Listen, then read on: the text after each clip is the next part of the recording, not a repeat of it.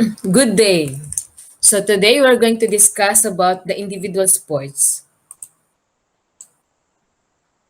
Okay, these are the objectives. Number one is to define individual sports. And number two is to identify the different individual sports. Okay, so individual sports.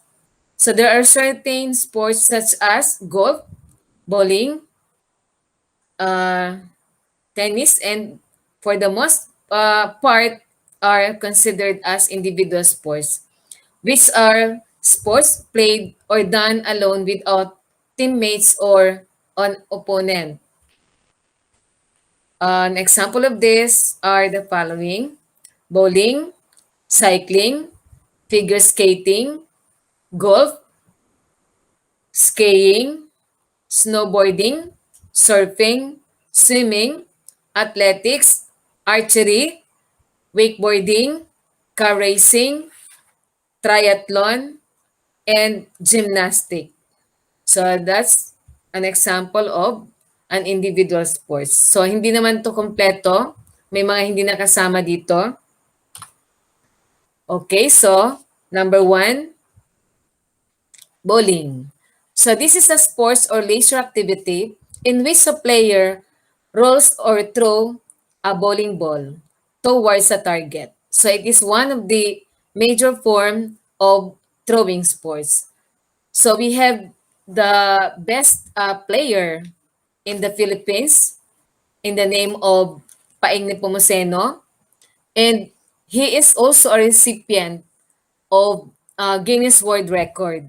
So actually, the first time that he was able to get the Guinness World Record, he was able to achieve at least 118 titles.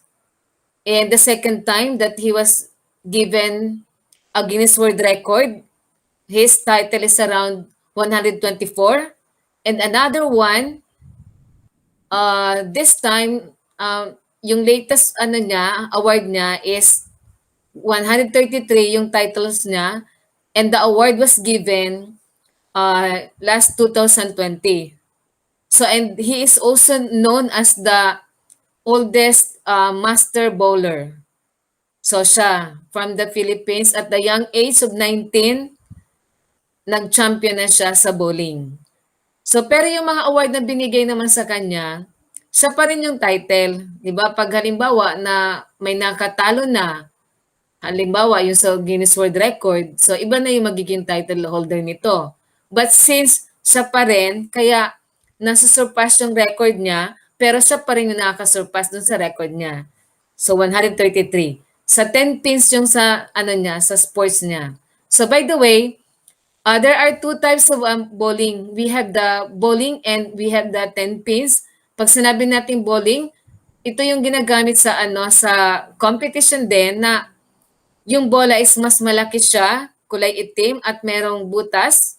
There are 3 holes where you're going to put your finger on these holes, and sa score sheet, merong 10 column yan. So every column, there will be 2 balls to be rolled in order to knock down the pins. So there are 10 pins to be knocked down. Kapag na-knock down mo siya at first, so you call it as strike. First na bola na ginamit, strike. Pero pag dalawang bola yung ginamit mo, na napatumbang mo lahat ng 10 pins na yon, ang tawag doon ay spare. So in bowling, the perfect score is 200. So since na bale 20 balls ang i-roll mo, so if it is all perfect or strike lahat, so that is 200. Another types of bowling is the 10 pins. So yung 10 pins na yon are 3 balls to be rolled. So ang perfect score dito is 300.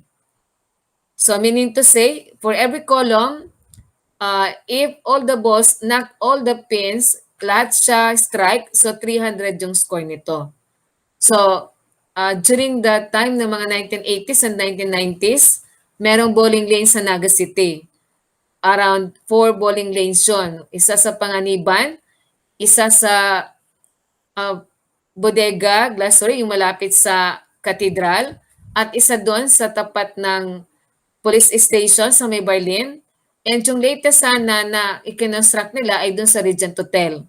But because hindi na siya masyadong nauso dito sa Naga, so wala na yung mga bowling lanes dito. Yung mga estudyante ko dati sa PE3 nila, ang final nila is bowling. Kaya yung mga previous student, nakapa-experience pa sila na maglaro ng bowling sa Naga City. So yun. Ang sa Metro Manila, uso pa rin yun. Pero dito sa atin, since medyo mas malaki kasi ang na-occupy na space nito, at syempre, yung mga recreation activity at mga sports kung minsan ay nauuso-uso. So next is cycling. So also called as bicycling or biking, and it is use of bicycles for transport, recreation, exercise, or sports.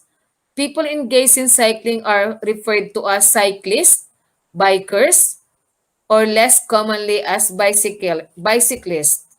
So ayan, nauuso ngayon yung mga cycling or pagbibisikleta, 'di ba? Every Saturday or Sunday ang daming mga nagbabike pupunta dito sa Calabanga since gusto nila yung lugar kasi malapad na yung road. At saka see to it if you are going to do biking, tatandaan palagi yung safety first.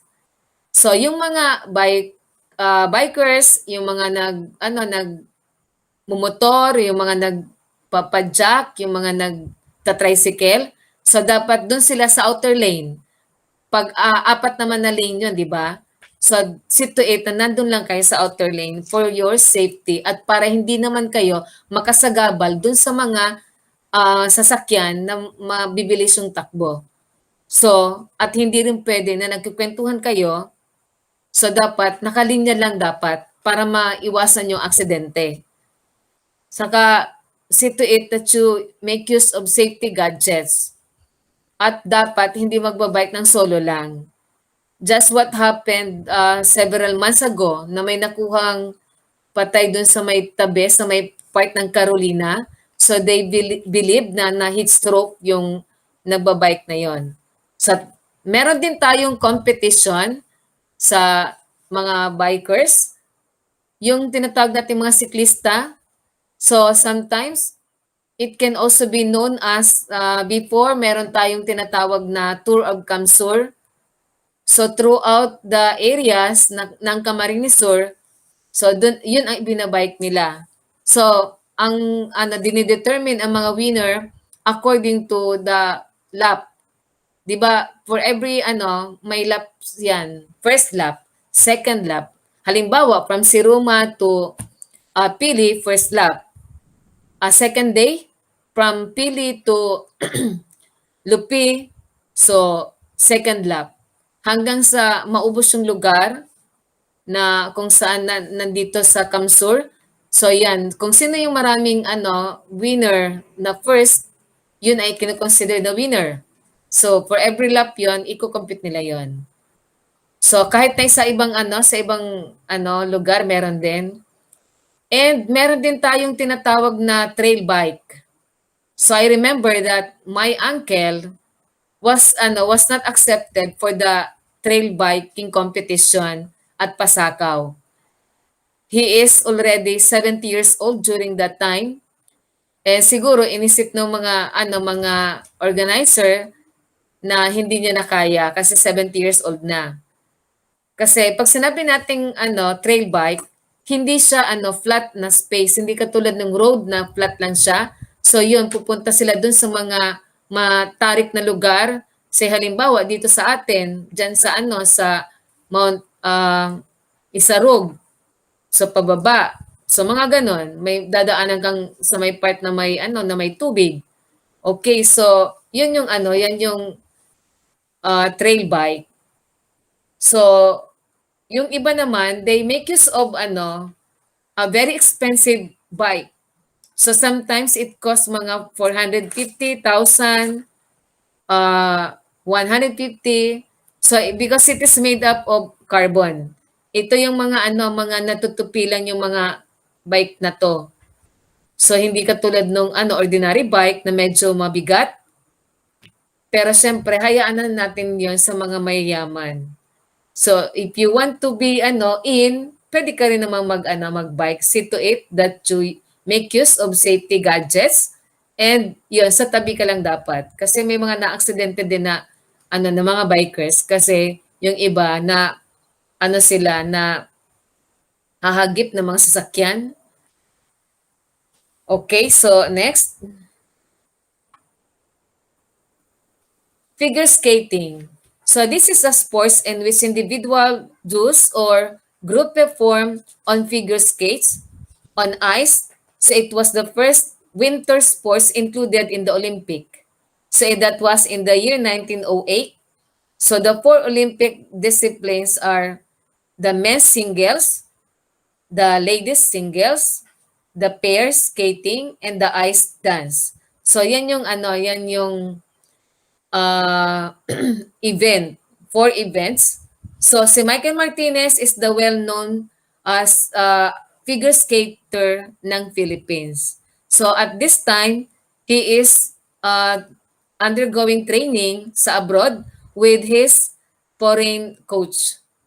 So nag-ano siya, susulisit siya, di ba? Looking for a financial ano support because he will be going to join the second or the upcoming Olympic, Summer Olympic.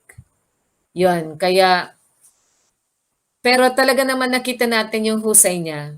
So here in the Philippines, we have the standard ice rink and it is found at Mall of Asia. So, yun. Pero hindi lang naman si Michael Martinez ang nagjo-join sa mga international competition. Pero talaga siya yung pinakamagaling among the players. Meron din tayong ano na players sa pair skating. So, next is golf. So, ang golf na to is a club and a ball sports in which players use various clubs to hit balls into a series of holes on a course in as few stroke as possible. So, para ma-determine ang winner dito, kung sino yung may pinakakonte na stroke or sa pagtira sa bola, siya yung ikinukonsider na winner. So, dito, ang well-known players sa panahon ngayon is si Yoka Sasu. So, she's still continuously playing. So, siya yung pinakamagaling na player natin sa golf. And ang golf, meron din tayo dito sa Naga, sa Haciendas de Naga. So, nakikita ninyo yung yung video na dyan, yung location na ganyan. Meron din tayong ganyan. And that is the golf course. May golf course din tayo. And before the pandemic, I coordinated with the Haciendas de Naga asking for the price for the golf kasi I'm planning sana to bring my students to Haciendas de Naga for their recreation activity kasi ang description ng ng PE4 is recreational activity. According to them, the price is amounting to 350 pesos yung isang balde na maliit lang. Yon. But aside from that, meron pa ring mga recreation activity. So they have this zip line, meron silang wall climbing, meron din silang wave pool. So marami. And during that time na pumunta ako doon because we visited the place kasi I have also my part-time job. I am a real estate salesperson, an accredited real estate salesperson, accredited ng PRC at HLURB. So I was able to talk with the technician. Yung technician siya yung gumawa ng mga holes sa Haciendas de Naga. Kasi from the Philippines daw, 8 lang daw sila na marunong nang gumawa nun at some of them are being hired abroad para mag-construct ng mga golf hole na to. So sa Haciendas de Naga, there were around 9 holes. Para sa ano, sa championship, it is 18 holes. So inuulit lang yung ano, yung direction to make it 18. Kasi ang ano pala, yung mga technician na to, they are being paid per hour. Masyadong mahal yung bayad sa kanila. So, ito naman yung maiko-consider na most expensive recreational or sports. Kasi nga, recreational game or sports because some of the golf club require to pay for a membership fee before that is amounting to 2.5 million. So this time, hindi ko na alam kasi ano na yon, that was 8 years ago na 2.5. Kasi may na-question na politician na ikinikonsider niya na mahirap siya but still, he is also a member of this golf club. So, but in Naga City, hindi mo na kailangan mag-number. All you have to do is to pay and then you can also avail with the discount if you are an owner, lot owner sa Haciendas Dinaga. Okay, next. Skiing. So it can be a means of transport, a recreational activity, or a competitive winter sports in which the participants uses skate to glide on a snow. Many types of competitive skiing event are recognized by the International Olympic Committee and the International Ski Federation. So yan, wala naman tayong ganito na area na pwedeng mapaglaruan but still included yun sa sa lesson for you para alam nyo kung ano to. So sometimes maraming participants dito sa competition na to. So yan, nakikita nyo, di ba? So it glides on the on the snow. So next is surfing. A surface water sports in which the wave rider, referred to as surfer, rides on the forward or deep face of a moving wave which usually carries the surfer towards the shore. Okay, so dito sa Philippines, sa Siargao, yung well-known surfing place and also masasabi natin na surfing area talaga na maganda. And aside from that, we also have Lola Sayong sa Sorsogon and we also have Bagasbas Beach sa Daet Cam Norte. So, dun yun sa mga lugar na kung saan matataas yung wave at saka mabibilis at matataas yung wave na nandun. So, we also have the best player sa SEA Games na he was not able to win in the longboard since na instead of finishing the game, he saved an athlete from Indonesia, 'di ba? Si Roger Kasuray. Kaya ikinukonsider siya na hero of the SEA Games. But he is also holder of gold medal kasi nanalo din siya doon sa sa shortboard. Kasi merong longboard at saka merong shortboard. So, yan ang yan ang surfing. And masasabi natin na hindi tayo nahuhuli pagdating sa surfing. We can be able to compete in an international competition. Okay, next. Swimming. So this is an individual or team sports that requires the use of one's arm and legs to move the body through water. So this kind of sports takes place in pools or open water. So just this morning, I was able to read that the winner for the competition doon sa sa 'di ba ongoing yung Olympic Games ngayon sa Paralympic, yung may mga PWD. So yung winner doon sa backstroke ay yung player na walang kamay, ay walang walang arms. Pero siya yung winner.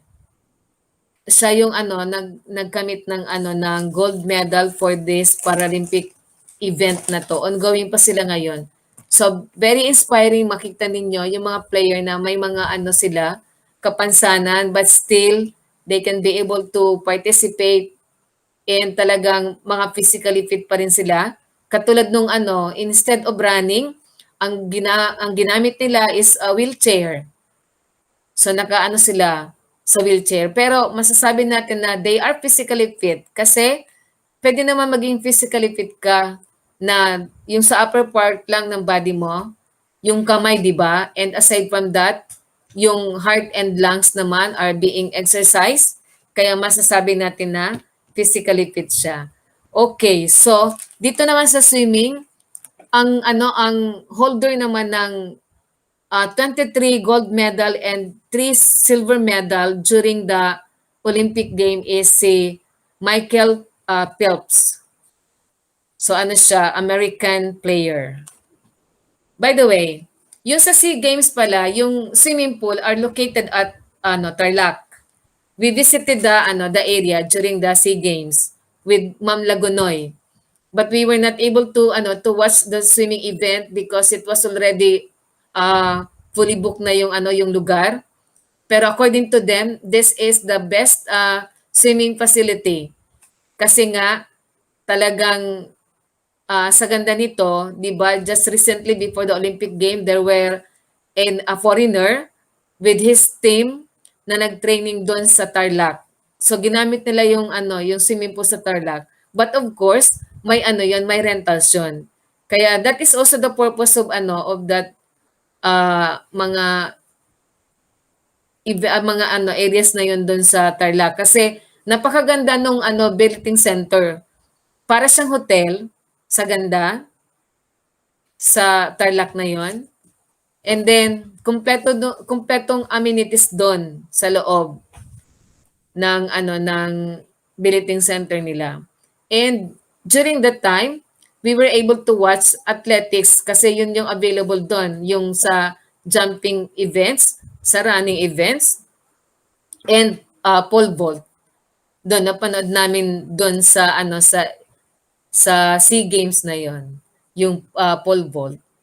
And hindi lang naman kasi doon sa Tarlac yung venue. Maraming venue yung SEA Games na yon. Yung iba sa Metro Manila, so doon na panood namin yung gymnastic event sa Rizal Stadium. Okay. Meron din palang team sports, yung synchronized swimming. Next po is snowboarding. So this is a recreation activity in Paralympic sports that involves descending a snow-covered slopes while standing on a snowboard attached to a rider's feet. So snowboard, makikita niyo naman 'di ba 'yan sa video. So yung lugar ay the same pa rin ng na ginamit doon sa skiing at saka itong snowboarding. It only that it differs on the equipment being used. Hindi pa nakasama dito yung skateboarding. So I was not able to include skateboarding. Si Marjeline Didal is a known player for skateboarding, and because of her attitude, she was able to capture the attention of the audience. Kasi nga kahit yung number one na skateboarder na player ay nakipagpa-picture pa sa kanya. And this time she is now the ambassador or the model for a particular brand of shirt, yung may hood. So that is an international clothing brand. So that's good for her. Okay, so athletics naman, syempre, nabalitaan nyo na si EJ Obiana is the silver medalist in a recently concluded sports event or competition. But during the Olympic, he was not able to get into the top. Pero kasama rin siya, parang 6 placers siya or 7. Pero yung nanalo doon na nag-champion sa Olympic is also the gold medalist dito sa ano sa recently na sinalihan niyang competition. So this time he belongs na daw to the top 5 player of pole vault. Yan. And the government will also award him with 250,000 for that particular competition. So, ano pa lang siya, fresh news pa lang siya, bagong-bagong balita. Okay. So, athletics, this is a collection of sporting events that involve competitive running, jumping, throwing, and walking. So, the most common types of athletics competition are track and field. So pag sinabi nating track and field, this is similar with athletics. So pag sinabi nating track, these are the games that are being played on the track oval. Yung track oval na yon with a standard measurement of 400, yung inner lane. But of course, yung outer lane niya is more than 400. Kaya naman, pag nakita ninyo, kapag nagkakaroon ng, ng short distance competition, slanting yung position ng mga player. Hindi sila magkakapantay. And then this oval has an 8 or 6 lane. So ang standard niyan 6 or 8 lanes. And then yung outer nito, syempre mas mahaba yung distance and ginagamit yung 'di ba naririnig nyo before the start of the game yung on your mark, get set, go. So ginagamit yan doon sa mga short distance and middle distance. But for the long distance like 5,000, 3,000, and o 10,000 ganon, hindi na ginagamit yung on your mark, get set, go na nakaposisyon. 'Di ba pag sinabi on your mark, nakaload yung isang tuhod, get set, angat yung tuhod, go. Pero kapag mass start sa mga long distance na to, nakatayo lang yung mga athlete. So on your mark, get set, go, tayo lang, tapos takbuhan na sila. So importante masyado yung start dito. Kapag nahuli ka, lalo na doon sa mga short distance na yon. By the way, you usually heard about hit. First hit ngaya, second hit, third hit. Ang ibig sabihin nun, they are going to select the best player, the best runner. Kasi di ba sa dami nila, hindi naman sila pwede magkasabay-sabay. So yung first hit na yon, they are going to determine who has the shortest time to run for that particular distance. Kaya may sinasabi, hindi yung kung sino na una, kasama na siya dun sa finals. Hindi. Kung sino yung may nauna din, pero shorter yung time na ma-reach na yung finish line, so kasama siya dun sa finals. Kaya di ba makikita nyo na may tinatawag din tayong semifinals, may tinatawag din tayong finals. So dun. And then, these are also the games that are being played on the road running. Road running meaning to say, ang distance ito is kilometer na siya, hindi na siya meters. Dito, di ba yung track oval is 400? Ang 1,000 meters is equivalent to 1 kilometer. So dito, kapag sinabi nating road running, kilometers na yung pinag-uusapan dito. Siyempre, nakakapagod naman dun sa lap recorder kung dyan pa yan isasagawa sa track oval. So how many rounds will it take? Next is the cross-country running. Pag sinabi natin cross-country na running, pangmatagalan to. So sometimes it took several days. Parang katulad nung yung sa Tour of Kamsur na mga cyclist, may mga lap sa for every lap. Pero hindi, siyempre may tigil naman to, hindi naman pwedeng dire-diretso. Next is the race walking. So dito sa race walking, hindi dapat umaangat yung dalawang paa. So dapat pag itapak na yung isa, saka lang naman iaangat yung isang paa. That is how to determine if the athlete is doing a running or doing a walking, yung tinatawag nating walkathon. Okay, so dito sa sa example dito na video, you have seen this one. This is the hurdle run. So masyado silang observant dito kasi I was able to watch the video kung saan yung player na siya na yung nangunguna dapat sa pagtakbo, parang intentionally hinawakan ng isang athlete yung kamay. And that happens around 3 times. Kaya na-delayed yung pagtakbo ng isa. But when they review the video, na-disqualify yung unang nakarating sa finish line.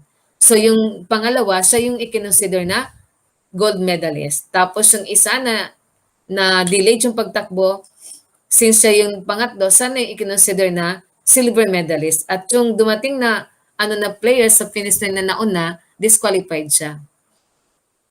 Okay, so another, this athletics also has its throwing events. Merong hammer throw, discus throw, javelin throw, at shot put.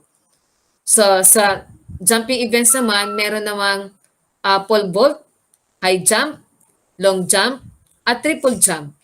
At dito sa combined events, meron namang heptathlon, decathlon, at pentathlon. So yung mga events na yan, inilalaro yung combined events na yan, say halimbawa lahat ng player ay magsasagawa ng 100-meter dash.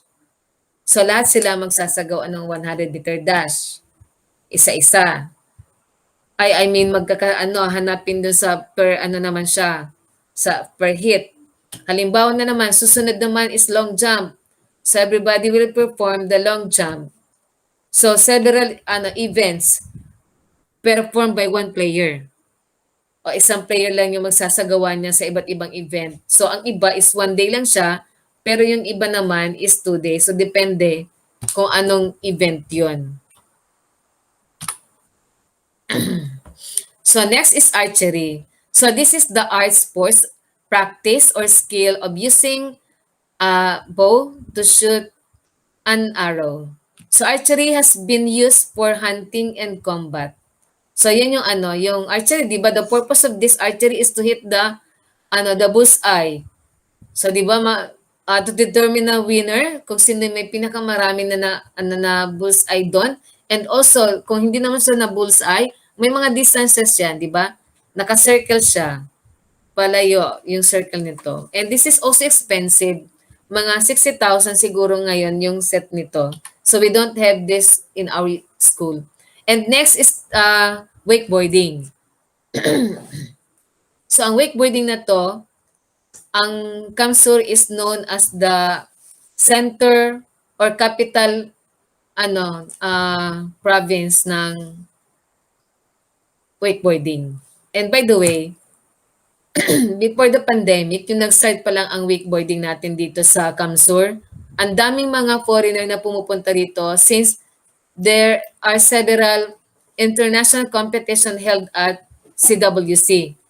At saka yung yung ginastos dito is inutang daw. I'm not sure kung nabayaran na ba yon. This wakeboarding facility is a man-made. Man-made ito na ginawa. And to determine the winner, you need to do some tricks. Kasi merong mga obstacles na nandyan sa wakeboarding facility. Distributed dyan. So kung sino yung may pinaka-perfect na execution, pinakamagandang tricks na nagawa, so yun ang i-consider na winner.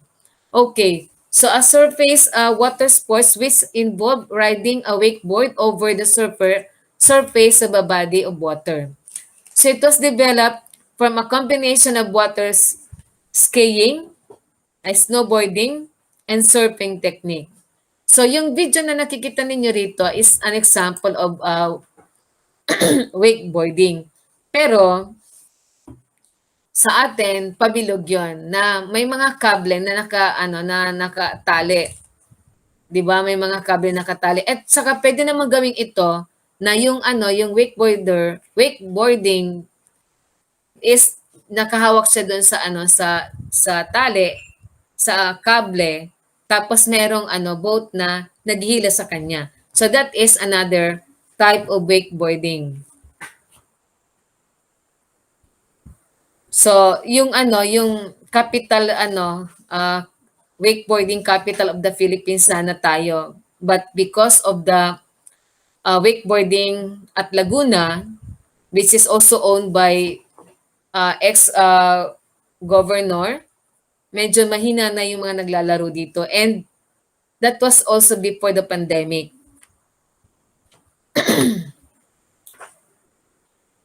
Next is car racing. So also known as auto racing and motorsports involving the racing of automobiles for competition.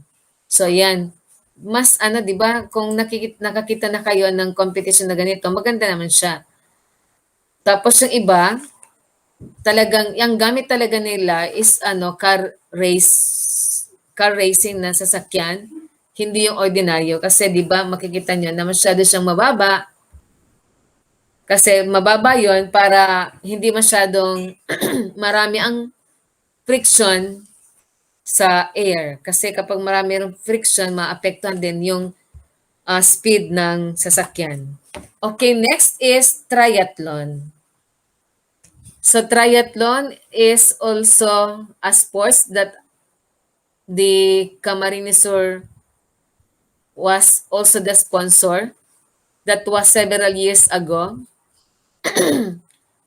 So the foreigners, that is an international competition. That is why foreigners are so happy because they were able to witness on how the children or the students line up along the road using their flaglets, waving to them. So welcoming the foreigners in this international competition sa triathlon. Pero yung nakikita ninyo na picture na video diyan, hindi naman talaga siya actually na ganyan. Kasi sa triathlon competition, the players has its number from the legs and from the arms. Malalaki yung number na nandiyan sa katawan nila. Naka-paint. So the triathlon is a multi-sports race with 3 continuous and sequential endurance races. It is from the Greek word tres, meaning three, and altos, competition. So the most common triathlon includes swimming, cycling, and running.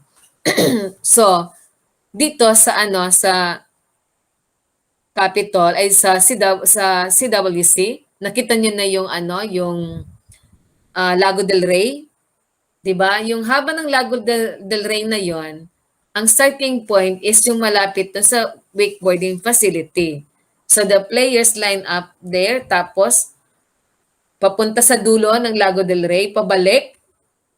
Pagkadating nila doon sa finish sa starting point, pupunta na sila doon sa wakeboarding facility. So they still going to swim hanggang sa umahon sila doon, kukuha na naman sila ng ano ng bike.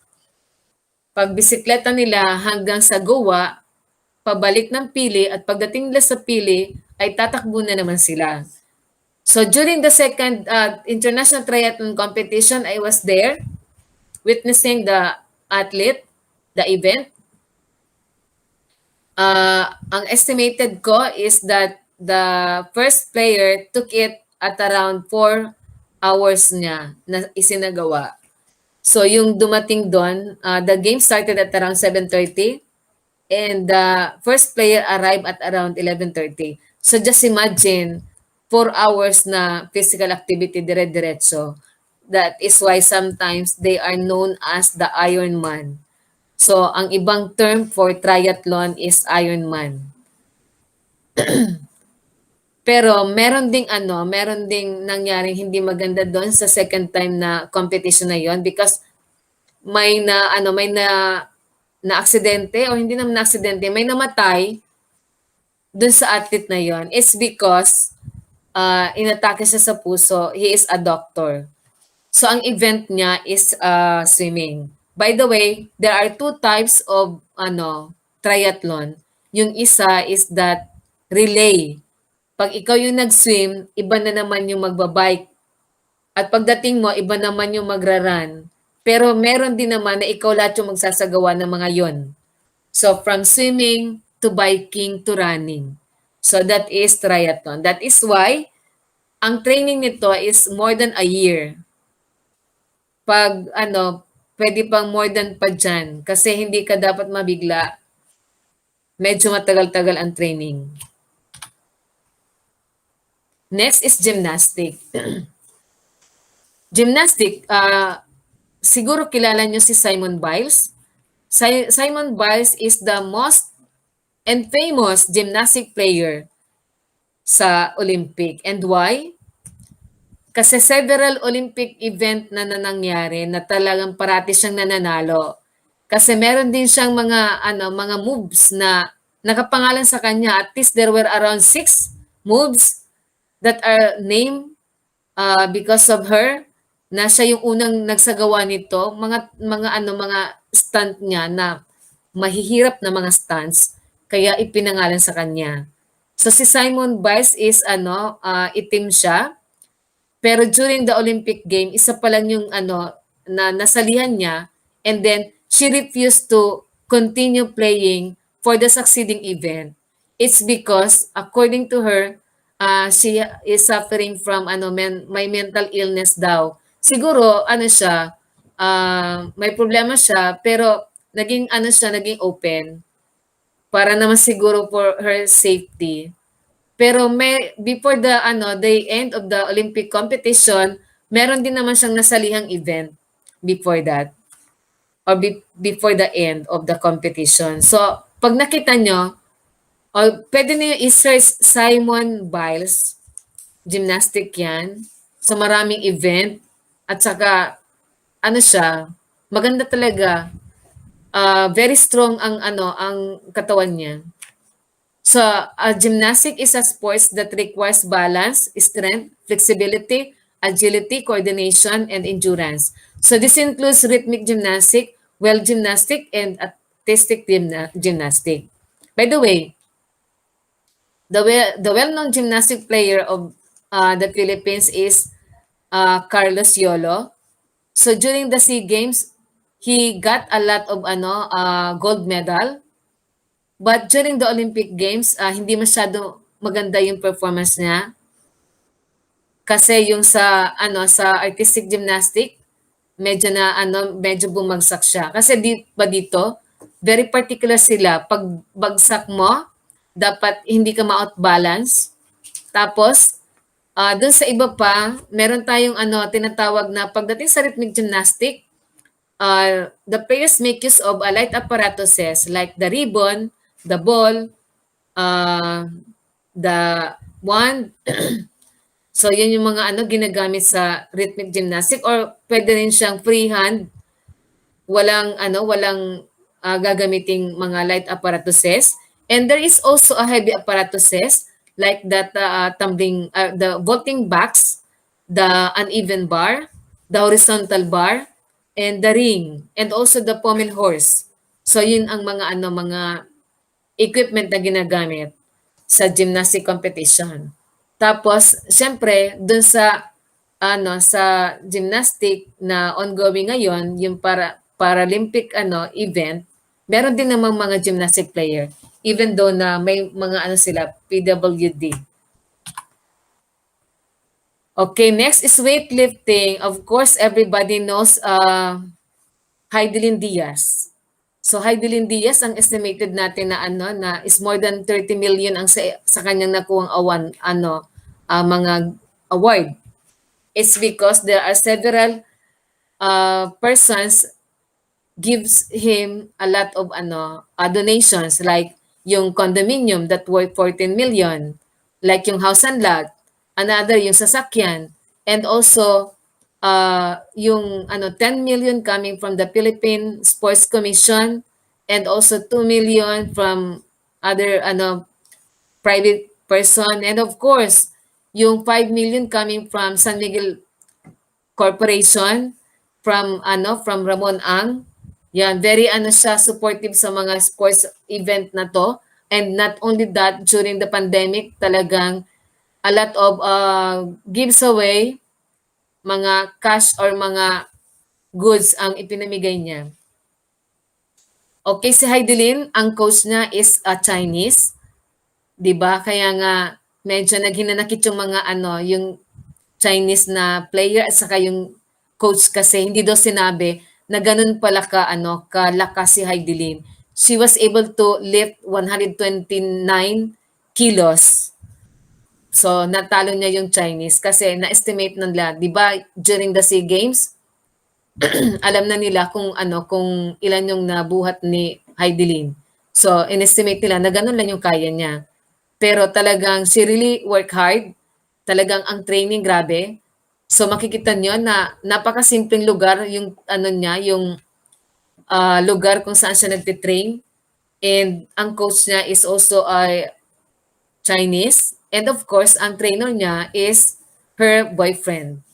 Okay, so Olympic weightlifting or Olympic style weightlifting, often simply referred to as weightlifting, is a sports in which the athletes attempt a maximum weight single lift or a barbell loaded with a weight plates. So dapat yung ano, ang training dito is grabe talaga yung training.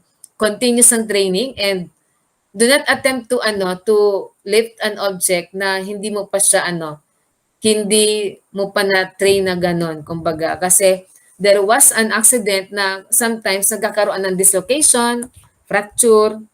Okay, next is bodybuilding. So bodybuilding is the use of progressive resistance, exercise or controlled and develop one's muscle by muscle hypertrophy for aesthetic purposes. So it is distinct from similar activities such as powerlifting because it focuses on physical appearance instead of strength. So hindi ka naman maglilift ng object dito. All you have to do is to show your muscle from front view, side view, back view. Sa lahat ng yon, show off the muscle. And then they make use of a tanning lotion. That is why makikita ninyo na parang ano siya, makintag yung katawan niya at ang color niya is tan. So that is also important. And by the way, si Jackie Lublanco is also a bodybuilder. So yan. So they need, pero of course yung training nila is that they really lift mga heavy object or barbell or dumbbell, and consistent ang ano ang training. And by the way, I was able to watch a competition where the participants from the Philippines is a 70 years old man, and he won in the competition. So hindi dito basihan yung matangkad ka o mababa ka, hindi basihan kung bata ka o matanda ka. Kasi nga yun, 70 years old na siya, but still, he won in the competition. So pag nakita mo siya na nasa stage, hindi mo mapapansin na matanda na siya. Pero during the interview, because he is also a fitness instructor sa isang gym, so makikita mo doon na talagang kulubot na yung mukha niya. Pero yung katawan, talagang ang muscle talaga is perfect muscle. And by the way, there is also an equipment used to measure the muscle component. I remember during the time na nag-attend ako ng family day sa Ateneo Dinaga sa anak ko, so may machine doon. When you step over the machine, yung muscle parts ng lahat ng katawan mo ay makikita mo doon. So malalaman mo kung ano yung part ng katawan mo na you need to develop muscle. So yan po. Any question? So if you don't have any question, we will see you by next meeting. Thank you so much.